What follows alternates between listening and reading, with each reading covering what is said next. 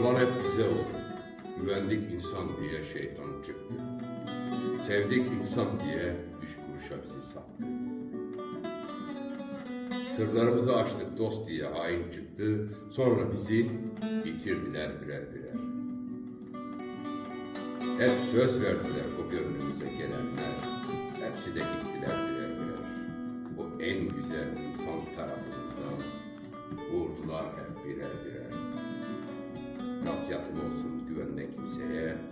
Şayet sevecek yürek yoksa sende. Gelenler gidecek bir gün unutma. Gidecekler birer. Talihim yok, bahtım kara. Böyle hayat batsın yere. Sine sine vura vura. Ölen var mı benim gibi?